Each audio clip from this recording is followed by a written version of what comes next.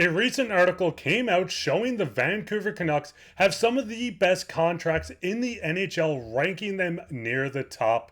And we have a huge update on Tom Willander and his recent injury going into next season. We'll break all this down later on this episode. Before we start, I just want to give a huge shout out to everyone that is subscribed.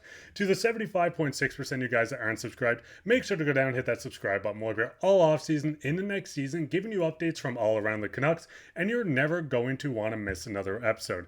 But with that, let's hop straight into the first topic today, which is Patrik Allvin has changed everything. Now, obviously, Canucks fans, we've dealt with Benning, we've dealt with some general managers that weren't the best, but Patrik Allvin has made an impact on the Vancouver Canucks, which is a super positive one. A recent article coming out by The Athletic had the Vancouver Canucks ranked number 5th when it comes to contract value. You can see last season they were ranked 18th, so with the Canucks slowly getting out of the Benning era into Patrik Allvin and Jim Rutherford having their full pieces, everything they want in between on this team, really shows that the Canucks are in good hands, and so are the fans. Now, breaking down some of these contracts, we'll start off with the forwards. You can work your way down, you can pause it quickly, but a lot of these contracts were graded either C, B, even some up to an A-. We see Elias Pettersson signed through a couple of seasons, JT Miller, who looks like a steal of a contract. Brock Boeser is on the last deal. Jake DeBrusk recently signed, and you can work your way down and see the value the Canucks had. You can pause, you can zoom in and have a look at the gradings on this as well. But you can see the Canucks got an A- when it comes to all players. Now, the biggest thing, Griffin, is when you're looking at the list of forwards, is there any contracts you really look at and say, hey, this is not a good contract? Or are you kind of on the sense with me looking at this and saying, hey, all these are bargain deals? I think, like you mentioned there, how Brock Boeser's going into his last year, that one's a little alarming because they're going to have to bring him back if he is going to be one of those integral pieces of this team chemistry. He is one of the core four, and that's someone you definitely want to keep around. You also brought in Jake DeBrusk, who will be there for quite some time. And JT Miller, like you said, where it is a steal of a contract, where he's a guy who has now emerged as one of the best leaders in the NHL and one of the best competitors that we have on this team, where he takes the losses personally, he takes all the weight on him like a leader should, and he's really emerging to have a massive career in Vancouver. And I can't wait to see how else all these other players do as well, with how they developed under Rick Tocchet and Patrik Allvin, bringing them in. And we've seen so many players come in on these contracts that are very cap friendly, and that they just prove that they want to play not only for this organization but for this city as well. Like Daniel Sprong with his recent addition as well. He wanted to come to Vancouver. He wanted to play for Tocchet. So all these players are not only coming to a city that they want to play for, or an organization they want to play for, but they're also going to be playing for these players and for these fans. And that's amazing to see, where you see players wanting to play for the cup and not for the bag. And that's amazing to see coming into Vancouver going into next season. And the biggest thing is, and you brought up Rick Tocchet himself, we've seen players this offseason said they had one phone call with Rick Tocchet and they decided Vancouver was the place.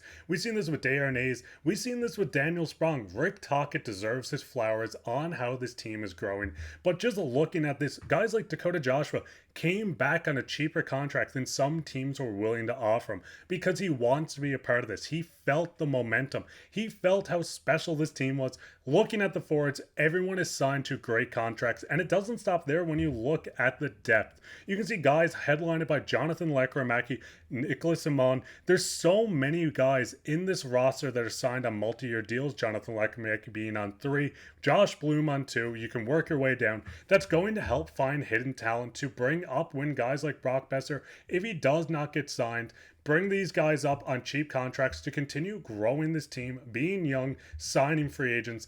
The forwards are in great hands, but it doesn't stop there when you look at the defense. I mean, you're looking through this defense, a guy like Filip Hronek just signed a $7.2 million. We've seen Hronek come out and say this was less than what teams were going to offer him. A guy like Quinn Hughes looks like one of the best contracts, not even just for defensemen, just contracts in general. Winning the Norris Trophy, this guy has been a stud. Tyler Myers was the lowest ranked on this list, but overall, this Canucks team looks outstanding. And with the defensemen, other than Tyler Myers maybe getting an extra year too long, is there any defenseman that you really look at and concerning about the length on the contract? I don't think there's too many. I think with Vancouver, we were looking at an offseason where we'd have to change almost half of our defensive core. And they were able to make it work and bring in these pieces with Desharnais as well and bringing back Hronek. So those are pretty nice as well. Tucker Pullman, I think it would be nice to offload that one because of the LTIR. It hasn't been able to pan out for him in that way, and it would free up a lot of cap space. So if there was one, I would say it would be that. Noah Juleson was a nice depth addition where depth has been a major identity of this team to make sure that they have a guy who's ready for that next man up. But again, I think they're looking in pretty good shape. Carson Soucy would be someone I would like to see them extend because how effective he has been in the postseason, particularly and against those Edmonton Oilers, where he can be that needle in their hip, where they're going to be a problem. Like he's going to be a problem for them. So I think keeping a guy around like that would be critical. But in an offseason where we saw potentially a lot of changes with this defensive core and seeing them be as strong as they are heading into next season, I think that brings a lot of optimism as far as what Patrik Allvin can do to make moves happen to make sure that this team remains untouched. And the biggest thing is you're looking at the defense, and most of this core is locked up. Obviously, Tucker Pullman, who's either going to be traded or put onto LTIR. Derek Forbort, Noah Juleson are the only three that are UFAs going into next season. But that's where you can look at the defense. You have guys like DPD that could come over. Minio is a guy that we spoke on yesterday that could come up and play with the Canucks as well. Kudratsov is another guy. Tom Willander. There's so many young pieces within this Canucks organization that can make that next jump. And if they don't make the next jump, they still have cap space. They're not tied down with these bad contracts. Yes, the buyout of Ilya Mikheyev, or sorry, the retained salary of just under 800,000, the OEL buyout. But other than this, the Canucks have a lot of room to work with their defensemen being pretty much locked up for quite some time. The cap rising, having that extra $2.5 million by Tucker Pullman, and it doesn't stop there. And then you look at the goaltending. This, and we were speaking before we recorded this, me and Griffin, this is debatably the best goalie tandem in the NHL, and they're making less than singular guys like Philip Grubauer, John Gibson. They're locked up for under $6 million for the next 2 seasons. And yes, obviously Shilovs does have some time to grow. He still needs to work on some aspects in his game. But are you confident going into next season with these two as the goalies headlining? Absolutely. I think they're going to be a great tandem. I think they're not going to be a 1 and 2 tandem. I think if anything, they'll be a 1A and 1B tandem, like I've said many times heading into this offseason. As after the performance that Shilov's had in the postseason and with Demko's fluctuating health. So I think he'll be able to step into those spots where Vancouver can comfortably put him in net for many games at a time if they have to rest Demko for the postseason. We saw that with DeSmith last season where he was good when he needed to be called upon, but when you relied on him too much, he did falter in some areas. So I think Shilovs is going to be able to fill in that gap nicely where you're going to be able to put him in for a few more starts than you could have with Casey DeSmith, and he would be able to bring you a lot more W's than he would have been able to, and that'll be huge for Vancouver going into the middle of next season as they ride that momentum into the postseason and make sure that all their guys are ready and firing on all cylinders. It's going to be quite the exciting year for the Vancouver Canucks, but everyone watching this, is there any contracts you wish were a bit longer, a bit shorter, or didn't get signed at all? Let us know down in the comments, but we'll get straight into the second topic, which is Tom Willander injured. Now, we did get a report coming out that Tom Willander did go down with a lower body injury that's going to hold him out of the World Junior Showcase.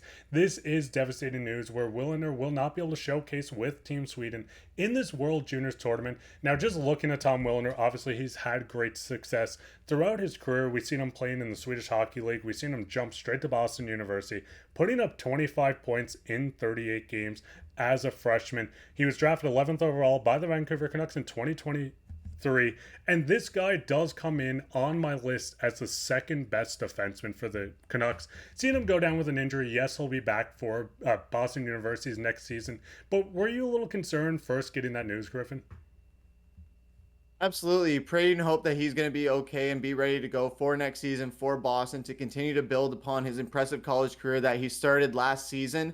And it is a shame that we're not going to be able to see him on the World Showcase stage. Those are where players like Lekkerimäki have made a name for themselves and why we are so excited for them to make that jump to Abbotsford and one day Vancouver. So it is a bit of a missed opportunity in that sense for Willander, but I don't doubt that he's going to come back stronger. He's going to come back with a vengeance and have that chip on his shoulder, wanting to prove himself even more so, whether it's for Boston, for Abbotsford, and able to make that jump eventually to Vancouver within the next few years rather than stay in development holes as well to make that jump possible. Yeah, because the biggest thing is we've seen him play with the World Juniors under 20 championships. He made the silver medal game with Jonathan Lekramecki, putting up 3 points in those 7 games. So I do think Willander will make it. It's no worries, as this was only the World Junior showcase. But the biggest thing is him getting back from this lower body injury, continue on his success, and I do think it's just a short matter of time before we see Willander make that jump to Abbotsford, like you said, and eventually to the Vancouver Canucks as a top 4 defenseman. What were your guys' thoughts on this? What's your thoughts on the Willander injury? Are you a little concerned about it? What's your thoughts on all the contracts and the Canucks jumping from 18th all the way to 5th? Let us know down in the comments. But speaking of comments, we'll hop into everyone's favorite topic, which is comment of the day. Comment today comes from Charles. He says he loves the channel as the channel presents great backdown detail on the team, which seems to be our strength. I find it curious that the anchorman is from the other side of Canada. Definitely a good source for current information for all things Canucks. Hope your channel grows. Congratulations on reaching 4,000. Let's make it 10. And funny enough, we're both actually from the East Coast. Me being from Newfoundland, Griffin being from Ontario. It is kind of interesting. 2 fans coming from the complete opposite side of BC, Vancouver, whatever you want to say. But we do love this team just as much as you guys. So we may be a couple hours ahead of you guys, but we still love this team, and we love leaving just content for you guys to watch, and seeing comments like this is quite awesome. So if you guys want to go down and leave a comment, you could be featured on the next episode like Charles Clifton did today. While down there, leave a like, share this with your friends, make sure to hit that subscribe button, because like Charles said, let's make it 10,000 subs. But I've been your host, Mark Pye, with my co-host Griffin. Take care.